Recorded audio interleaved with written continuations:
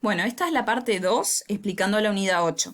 Una vez que ustedes eligieron una de las tres opciones para cada pregunta del cuestionario, no es necesario que esté todo perfectamente contestado, ya después van a saber cuál es la respuesta cuando me manden sus actividades. Pasan a la actividad siguiente, que es la 3A, está en la página que le sigue, y acá se quitaron las palabras interrogativas. Tienen que volver a ver del cuestionario, en la página anterior, qué palabra interrogativa fue quitada y la completan. Después de que completamos las palabras interrogativas, de paso, si se olvidaron de los significados, les recomiendo buscarlos en un diccionario, porque las vamos a usar en algunas actividades más. Nos da acá una clasificación de preguntas. Acuérdense que primero habíamos clasificado en preguntas cerradas, las que empiezan con did, que quieren saber sí o no. Y estas, por ejemplo, son todas preguntas abiertas, porque empiezan con una palabra interrogativa y pueden tener distintos tipos de respuesta. No es sí o no, tienen otras respuestas.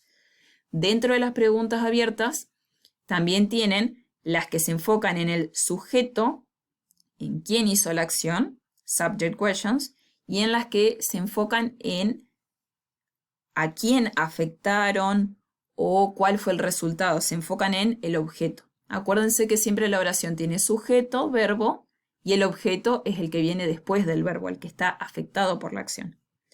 Entonces, fíjense, por ejemplo, en esta pregunta de sujeto. Who invented the World Wide Web? ¿Quién inventó, por ejemplo, el Internet? Y acá me da la respuesta que esta persona inventó the World Wide Web. Después, de forma parecida, puedo armar ahora una de objeto. Yo quiero saber qué inventó Tim Berners-Lee. En este caso, me interesa el objeto, o sea, ¿qué hizo? Él inventó, dice, the World Wide Web, inventó el Internet. Entonces, fíjense que, además, cuando es una pregunta de sujeto, hay una diferencia. Esto viene a ser distinto a lo que dijimos en el video anterior sobre las preguntas. Fíjense que acá no hay did y que el verbo está en pasado. ¿Quién inventó tal cosa? O sea que cuando es una pregunta de sujeto, el verbo queda en pasado y no se usa did. Cuando es una pregunta que me interesa saber quién fue afectado o qué hizo o cómo pasó, cuándo pasó, en dónde pasó, bueno, esta es otra clase de pregunta. Ahí sí tengo el did y el verbo lo dejo en presente, como habíamos dicho en el video 1. ¿Qué fue lo que hizo tal persona? Esto ténganlo en mente también para la actividad 4 que vamos a hacer a continuación. Primero, la actividad 4 nos pide que leamos estas 6 oraciones y para lo que está subrayado pensemos en una palabra interrogativa que me lleve a esa respuesta, que me dé esa información. Por ejemplo, Jasmine studied English in the US. Bueno, si está subrayado en los Estados Unidos, yo quiero saber, como dice acá, que ya está hecho, dónde estudió inglés esta chica, que serían los Estados Unidos. Acá me dice que este chico ganó un premio en tal año. Bueno, ahí yo quiero saber que cuándo, lo escribo en inglés, cómo se dice cuándo, y así voy viendo en cada una. Una vez que encontré la palabra interrogativa para buscar esa información, voy a armar la pregunta completa. Por ejemplo, la 1 sería where, tengo acá, siempre empiezo con la interrogativa. Where, después viene el did, Jasmine, la persona y el verbo study, que lo dejo en la forma base, en presente.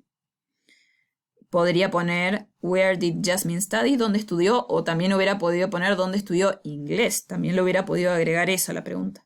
Pero lo que no puedo poner en las preguntas que hagan la B es lo que está subrayado, porque me estaría autorrespondiendo la pregunta. Ahora, un detalle que quiero que vean es la 3 y la 4. La 3, que dice Leonardo da Vinci, pintó la Mona Lisa, es una pregunta de sujeto, porque ahí me interesa saber quién lo hizo. Entonces, tengan en cuenta que cuando lo escriban no va a haber un did y que el verbo va a quedar en pasado. Pero la 4 Si bien también estoy preguntando quién, Mike se encontró con Kate en la fiesta. Ahí yo quiero saber con quién. ¿Pero quién hizo la acción? Mike. La encontró a la chica. Bueno, pero acá me interesa saber el objeto, que en este caso es una persona, también, pero bueno, es una pregunta de objeto, no de sujeto. Esta pregunta va a seguir esta forma. Voy a tener el quién, pero voy a tener el did, después lo voy a tener a Mike, y al verbo, que sería met en pasado, lo dejo en presente, meet, con quién se encontró en la fiesta. Tengan en cuenta eso, que la 3 es una pregunta de sujeto y la 4 es de objeto. Y de paso, el resto de las preguntas son preguntas de objeto, porque no se interesan en quién hizo la acción, sino en un dónde, en qué año, qué cuánto le costó, en dónde. ¿Sí? Bien, entonces, una vez que hicieron eso, en la 5, A me pide que escriba algunas preguntas. No es necesario que hagan una para cada interrogativa. Y en la B que la responda. Acá, por ejemplo, ya está hecha algunas de ejemplo, pero nos pueden ocurrir infinidades de ejemplos. Where did you buy your jacket? Uso el where y el verbo comprar. ¿Dónde te compraste esa campera? Bueno, me da una respuesta. Me la compré en tal lugar. What, tengo acá, y el do. What did you do? ¿Qué hiciste? On Saturday, el día sábado. Bueno, y da una respuesta. Así se nos pueden ocurrir muchos ejemplos. Con que hagan 2 preguntas con su respuesta ya está más que bien. Si quieren hacer algunas más, pueden hacerlo. Después de la derecha, lo único que vamos a hacer es la parte B de la actividad 6, que vamos a unir la pregunta con su respuesta. La primera ya está hecha. Where did you go? ¿A dónde fuiste? Con la 3. Me fui, I went to the Science Museum in London. Me fui al Museo de Ciencia de Londres. Nos falta who did you go with, con quién fuiste. How did you get there, cómo llegaste ahí. What did you do there, qué hiciste ahí. Did you enjoy it, la pasaste bien. Where did you have lunch, dónde almorzaste. Así que busco cuál es la respuesta para cada una. Ahora, en la página siguiente, primero en realidad tengo que mirar el texto que tengo en la página 69, que se llama The Inventor of Modern Life, el inventor de la vida moderna. Y dice, his work with electricity and his inventions changed the way we live, but we don't even remember his name. Su trabajo con la electricidad cambió, y sus inventos cambiaron la forma en que vivimos, pero apenas si nos acordamos de él.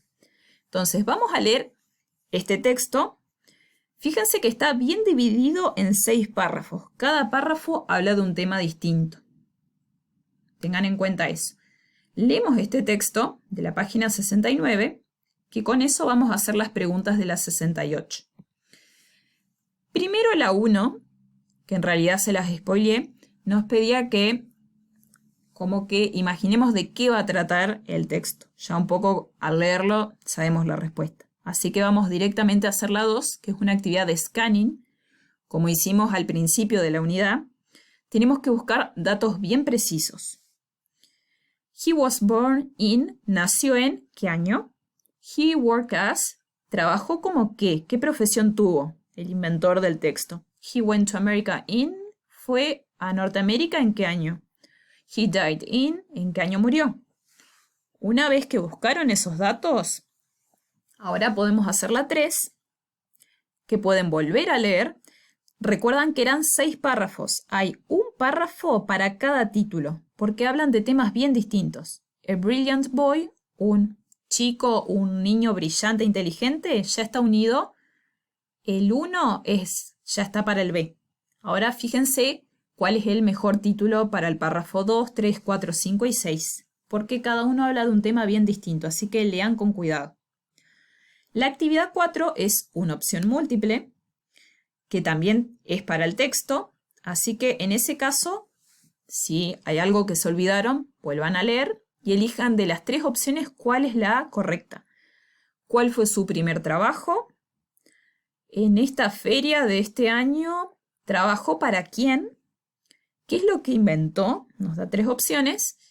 Y desarrollaba sus ideas ¿en dónde? Nos da 3 opciones.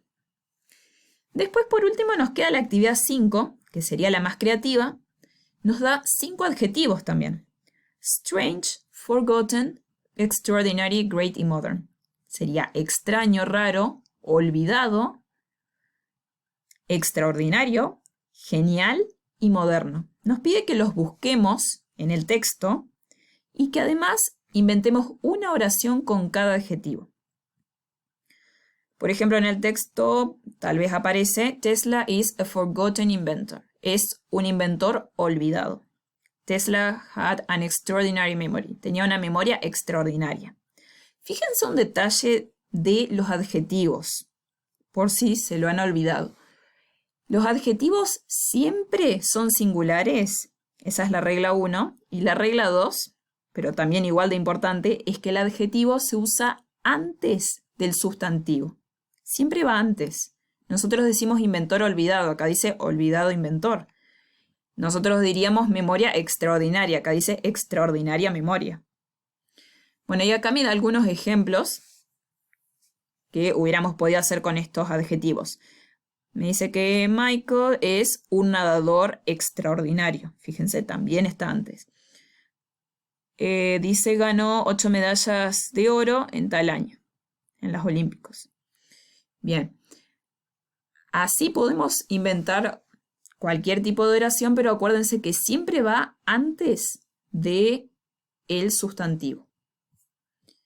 Pueden utilizar un traductor si se sienten más cómodos y las actividades de la derecha las vamos a omitir y pasamos a las últimas actividades, que son un poco de revisión. Acá tenemos revisión un poco de la unidad 7 también. Por ejemplo, en la actividad 1 me pide que use estas palabras que son de la unidad 7 en el espacio que queden mejor. Leo con cuidado y ubico estas palabras. En la actividad 2 me pide que lea las pistas, son cortitas y sencillas, y que adivine qué invento es. Los inventos son los de la primera página, los que vimos al principio de la unidad. La actividad 3, debajo de la foto, me pide que complete los verbos. Le quito algunas letras. Son verbos como construir, inventar, diseñar, desarrollar, pero están todos en pasado. Fíjense que acá termina en ed. Son verbos que hemos visto. Y muchos de estos verbos justamente aparecen en el cuestionario que estuvimos viendo a final del video 1 y a principio de este video. Así que ahí pueden tener varias ayudas. La 4 me pide que complete el texto, este párrafo, con los verbos del paréntesis en pasado. Así que ojo que cuando están en afirmativo, al verbo lo tengo que conjugar, como en este ejemplo, pero si están en negativos, ven el not, acuérdense que ahí se usa el didn't y que al verbo no le hacen nada, ¿sí? Tengan en cuenta eso. La 5 me pide que complete las preguntas. A veces falta una partecita, puede ser el principio, el final, algo del medio. ¿Cómo sé qué completar? Tengo que leer bien la respuesta para saber con qué completar la pregunta. Así que eso, a leer con cuidado y ver qué le está faltando a la pregunta. Y si el verbo lo tengo que usar en presente, ¿cómo era ese verbo en presente? Porque la respuesta está en pasado con el verbo conjugado. La actividad 6 no la hacemos. Y saltamos directamente a esta página. Esta actividad 3 nos pide usar una palabra interrogativa para cada espacio.